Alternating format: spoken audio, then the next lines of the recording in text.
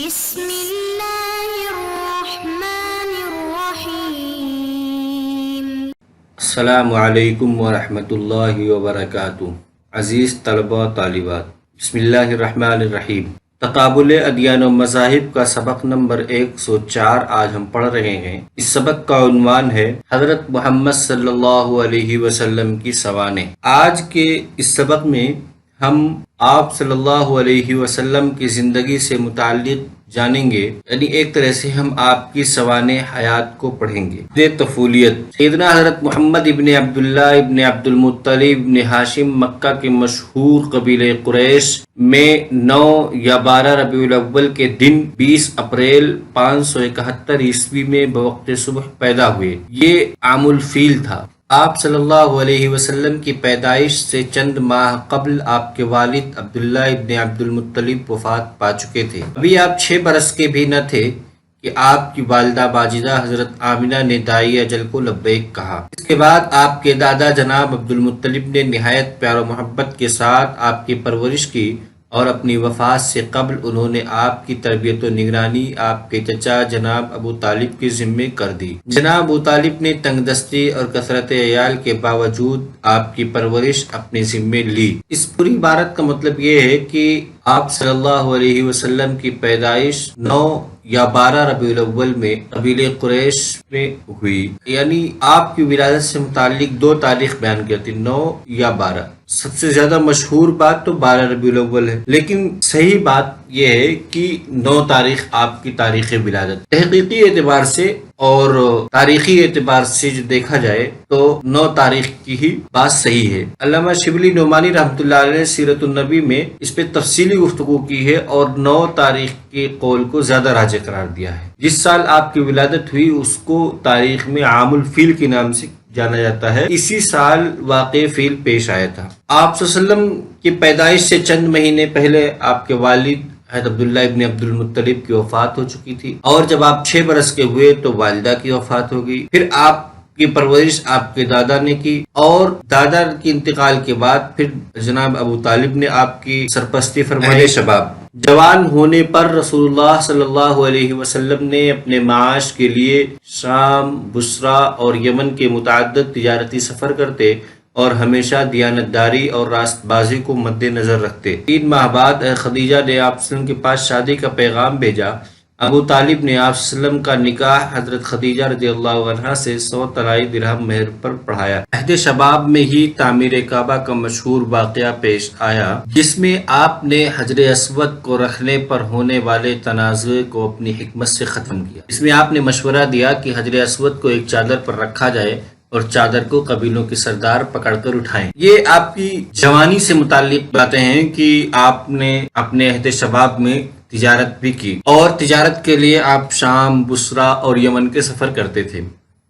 اسی دوران تجارت کے ہی مقصد سے آپ حضرت خدیجہ رضی اللہ تعالی عنہ کے سامان تجارت کو بھی لے کر کے گئے، اور جب واپس آئے تو اس میں حضرت خدیجہ رضی اللہ عنہ کو بہت فائدہ ہوا، اور آپ کی امانت اور دیانتداری سے متاثر ہو کر حضرت خدیجہ رضی اللہ تعالی عنہ نے شادی کا پیغام بھیجا۔ چنانچہ شادی ہوئی، حضرت ابو طالب نے نکاح پڑھایا اور 300 طلائی درہم مہر مقرر ہوا۔ آپ کے اسی عہد شباب میں تعمیر کعبہ کا واقعہ پیش آیا کہ جب اختلاف بڑھا، تعمیر حجر اسود کو رکھنے کے سلسلے میں قبیلوں کے درمیان اختلافات بڑھے، ہر سردار چاہتا تھا کہ وہ حجر اسود کو رکھے۔ چنانچہ یہ فیصلہ ہوا، آپ ہی نے مشورہ دیا کہ کل، یعنی آئندہ کل جب صبح ہو تو سب سے پہلے جو کعبہ کے اندر آئے وہ حجر اسود کو رکھے گا کر کے کعبہ میں۔ چنانچہ جب صبح ہوئی تو لوگوں نے دیکھا سب سے پہلے آپ صلی اللہ علیہ وسلم پہنچ گئے۔ اب حق تو آپ صلی اللہ علیہ وسلم کا بن رہا تھا۔ پھر آپ صلی اللہ علیہ وسلم نے ایک مشورہ دیا کہ ایک چادر لایا جائے، اور چادر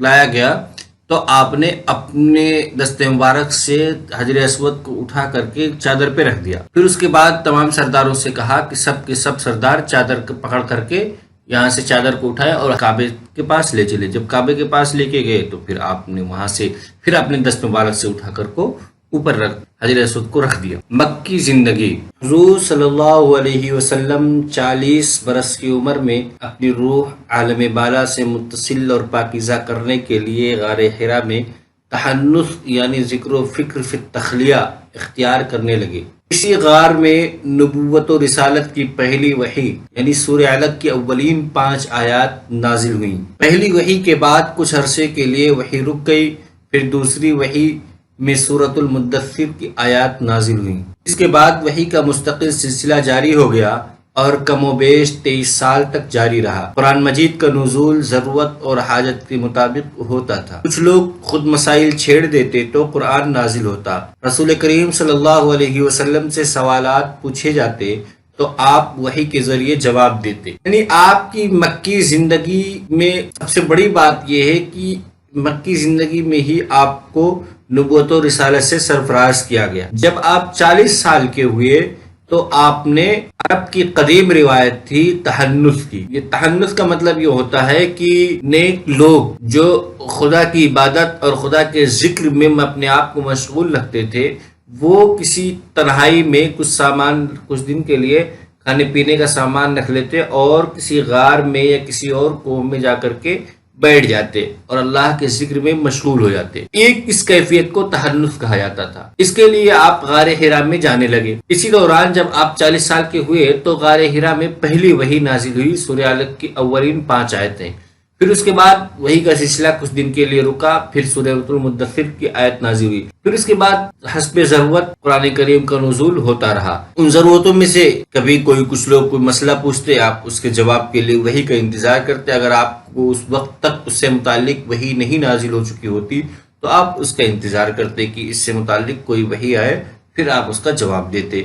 نبوت و رسالت ملنے کے بعد رسالت مآب صلی اللہ علیہ وسلم تبلیغ و دعوت کے بارے گرا کو اٹھا کر 3 برس تک خفیہ طریقے سے تبلیغ دین فرمانے کے بعد علی اعلان تبلیغ کرنے لگے۔ کفار نے آپ صلی اللہ علیہ وسلم کو طرح طرح سے پریشان کیا اور آپ پر ہر قسم کے ظلم و زیادتی کو روا رکھا، مگر آپ کی ان کی تمام سازشوں کا مقابلہ صبر، استقلال، حوصلہ مندی اور ایمان سے کرتے رہے۔ حضور صلی اللہ علیہ وسلم کی پشت پناہی میں آپ کی بیوی حضرت خدیجہ اور آپ کے چچا ابو طالب تھے، جو آپ کو تسلی دیتے اور ہر قسم کا تعاون فرماتے رہے۔ نبوت کے 10ویں سال آپ کے مشفق چچا اور غمگسار بیوی دونوں داغ مفارقت دے گئے، اس کو تاریخ میں عام الحزن کہا جاتا ہے۔ اس پوری عبارت میں سب سے پہلے بات یہ بتائی گئی کہ مکے کے اندر آپ نے 3 سال تک نبوت ملنے کے بعد 3 سال تک خفیہ طریقے سے تبلیغ کی۔ 3 سال کے بعد اب آپ اعلان تبلیغ کرنے لگے، اور جیسے ہی آپ نے اعلان تبلیغ شروع کی، آپ پر ظلم و زیادتی کے پہاڑ توڑ دیے گئے، لیکن آپ نے ان کی تمام زیادتیوں کا بدلہ، تمام زیادتیوں کو صبر اور استقلال سے ان کا مقابلہ کیا۔ اس دوران آپ کی سب سے بڑی پشت پناہی اور سب سے بڑے معاون آپ کے چچا ابو طالب تھے، اور آپ کی زوجہ محترمہ پوری امت کی ماں حضرت خدیجہ رضی اللہ تعالی عنہا آپ کے سب سے زیادہ غمگسار اور معاون تھے۔ لیکن نبوت کے 10ویں سال ان دونوں کا انتقال ہو گیا۔ آپ کا سال بہت ہی غمگین سال گزرا، اس کو اسلامی تاریخ میں عام الحزن سے تعبیر کیا جاتا ہے۔ نبوت کے 10ویں سال کو عام الحزن سے تعبیر کیا جاتا ہے۔ مدنی زندگی مکہ میں 13 سال تک دعوت و تبلیغ کرنے کے بعد حکم خداوندی کے مطابق 53 سال کی عمر میں 24 ستمبر 622 عیسوی کو حضرت ابوبکر رضی اللہ تعالیٰ عنہ کے ہمراہ حضور صلی اللہ علیہ وسلم ہجرت کر کے مدینہ پہنچ گئے۔ یہ مبارک ہجرت اسلام کے غالب ہونے، آپ صلی اللہ علیہ وسلم کی دعوت پھیلنے اور آپ صلی اللہ علیہ وسلم کی کامیابی کی تکمیل کا آغاز بن گئی۔ آپ صلی اللہ علیہ وسلم لگاتار مشرکین سے جہاد کرتے رہے اور قرآن مجید کے احکام کے مطابق مقابلہ، مباحثہ اور تلوار سے جنگ کرتے رہے، حتیٰ کہ جہالت کا دور ختم ہو گیا، شرک کی بدلیاں چھٹ گئیں اور دنیا میں توحید کا بول بالا ہو گیا۔ یہ آپ کی مکی زندگی سے متعلق ہے۔ آپ 622 عیسوی میں مدینہ حضرت ابوبکر صدیق رضی اللہ عنہ کے ہمراہ تشریف لے آئے۔ اس ہجرت سے اسلام کا غلبہ شروع ہوا اور آپ نے مستقل ایک حکومت قائم کی، اور یہ اسلام کی پہلی حکومت۔ پھر یہیں سے دین اسلام کی دعوت شروع ہوئی اور بہت تیزی سے شروع ہوئی۔ آپ کی کامیابی کا آغاز ہجرت کے بعد سے ہونے لگا۔ آپ لگاتار مشرکین سے جہاد بھی کرتے رہے، دعوت و تبلیغ کا کام کرتے رہے، وفود بھیجتے رہے، اور ہر قسم کا ان سے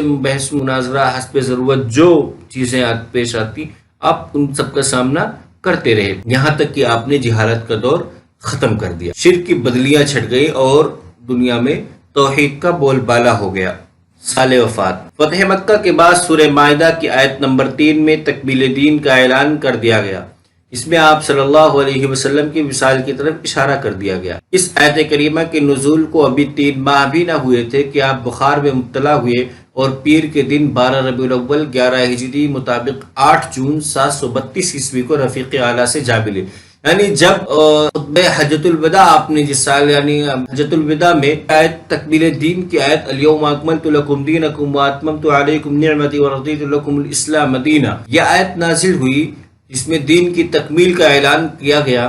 اس کے 3 مہینہ آپ زندہ رہے۔ اس آیت کے نزول کے بعد 3 مہینے کے بعد آپ بخار میں مبتلا ہوئے اور پیر کے دن یعنی سوموار کے دن 12 ربیع الاول 11 ہجری 8 جون 732 عیسوی کو آپ کی وفات ہو گئی۔ ازواج مطہرات، حضور سرور کائنات صلی اللہ علیہ وسلم کی ازواج مطہرات میں کل 11 بیویاں آئیں جن کے اسماء درج ذیل ہیں۔ نمبر 1 حضرت خدیجہ بنت خویلد، نمبر 2 حضرت سودا بنت زمعہ، نمبر 3 حضرت عائشہ، نمبر 4 حضرت حفصہ بنت عمر، نمبر 5 حضرت زینب بنت خزیمہ، نمبر 6 حضرت ام سلمہ بنت ابو امیہ، نمبر 7 حضرت زینب بنت جحش، نمبر 8 حضرت جویریہ، نمبر 9 حضرت ام حبیبہ، نمبر 10 حضرت میمونہ، نمبر 11 حضرت صفیہ رضوان اللہ علیہم اجمعین۔ سرکار دو عالم صلی اللہ علیہ وسلم کی تہذیب و تربیت کا انتظام اللہ رب العزت نے فرمایا اور عقل رسا، حسن اخلاق، نازک طبع، پروقار، شرم و حیا، متانت و بردباری، صبر و استقلال، اعتماد اور ذمہ داری، اور قوی دل، صدق و سچائی اور جمعیت خاطر بخش کر آپ وسلم کے اخلاق کی تکمیل فرمائی۔ اللہ تعالیٰ نے آپ وسلم کو بت پرستی کی نجاستوں سے پاک رکھا، چنانچہ آپ وسلم نے نہ کبھی شراب پی، نہ بتوں پر چڑھائے ہوئے جانوروں کا گوشت کھایا اور نہ اس دور کے میلوں اور جلسوں میں شرکت کی۔ یعنی آپ کے اندر یہ تمام خصوصیات تھیں کہ متانت و بردباری، صبر و استقلال، اعتماد، ذمہ داری کو سمجھنا، قوی دل، صدق و سچائی، پروقار، نازک طبع، حسن اخلاق، یہ تمام چیزیں۔ اس کے علاوہ آپ نے کبھی بھی بت پرستی سے کسی قسم کا کوئی تعلق کبھی نہیں رہا، نہ آپ نے کبھی ان پہ چڑھائے ہوئے کھائے، نہ ان کے کسی قسم کا چڑھائے ہوئے میلوں ٹھیلوں میں آپ نے شرکت کی۔ خصوصیات، آپ وسلم کی خصوصیات میں سے سب سے پہلی خصوصیت بعثت عظمیٰ، یعنی آپ وسلم کی بعثت پوری دنیا کے لیے ہوئی اور آپ کی شریعت کی آخر شریعت ہے۔ نمبر 2 خاتم النبیین، آپ وسلم پر کمالات نبوت ختم ہے اور آپ وسلم مستجمع جمیع کمالات انبیاء ہیں۔ اب آپ وسلم کے بعد کوئی نبی نہیں آئے گا، آپ ہر اعتبار سے خاتم النبیین ہیں۔ سراج منیر، سورہ احزاب آیت نمبر 45 میں آپ صلی اللہ علیہ وسلم کو سراج منیر کہا گیا۔ اس کا مطلب یہ ہے کہ اس آفتاب عالمتاب کے بعد ان روشنیوں کی کوئی ضرورت نہیں رہی جو پہلے مختلف ملکوں اور مختلف قوموں کو روشن کیا کرتی تھیں۔ یعنی ہدایت کی روشنی کے لیے جو دیگر پیغمبر تشریف لائے تھے اور جو شریعتیں ان کو دی گئی تھی، اب ان شریعتوں کی کوئی ضرورت نہیں رہی۔ سراج منیر کے آنے کے بعد ان روشنیوں کی یا ان شریعتوں کی کوئی ضرورت نہیں رہی۔ اب یہ آفتاب عالمتاب ہی چمکے گا، یہی شریعت آخری شریعت ہے۔ موعود اقوام عالم، حضرت صلی اللہ علیہ وسلم کے ظہور کا وعدہ تمام انبیاء علیہ السلام کو دیا گیا اور پھر ہر ایک نبی کے ذریعے سے اس کی امت سے یہ عہد لیا گیا تھا کہ تمہارے پاس ایک ایسا نبی آئے گا جو سابقہ تمام انبیاء علیہ السلام کی تصدیق کرے گا۔ یعنی دوسری جو قومیں ہیں یا دوسری جو مذاہب تھے، ان کو جو آسمانی کتابیں جو ملی تھی، اس میں آپ صلی اللہ علیہ وسلم سے متعلق ان سے وعدہ لیا گیا تھا۔ الوہیت کا مظہر اتم، رسول کریم صلی اللہ علیہ وسلم مظہر اتم الوہیت ہیں، الوہیت کے مظہر اتم ہیں۔ ان کا کلام خدا کا کلام، ان کا حکم خدا کا حکم، ان کا عمل خدا کا پسندیدہ عمل۔ عطائے کوثر، رسول کریم صلی اللہ علیہ وسلم کو کوثر عطا کیا گیا۔ تکمیل دین، رسول کریم صلی اللہ علیہ وسلم ایک اکمل دین لے کر آئے اور وہ دین تا قیامت لوگوں کی ہدایت کے لیے کافی ہے۔ وحدت نسل انسانی، آپ صلی اللہ علیہ وسلم نے تمام قوموں کو اکٹھا کر کے نسل انسانی کی وحدت کی بنیاد ڈالی اور اسے اپنے مذہب کی بنیاد ٹھہرایا۔ مکمل سوانح حیات، تمام انبیاء کرام میں واحد آپ وسلم کی ذات گرامی ہے جن کی زندگی کا ایک ایک لمحہ احاطے تحریر میں لایا گیا۔ خلاصہ، آج کے اس سبق کا خلاصہ یہ ہے کہ اس سبق میں سب سے پہلے ہم نے آپ وسلم کے سوانح حیات کو سمجھتے ہوئے سب سے پہلے عہد طفولیت کو پڑھا۔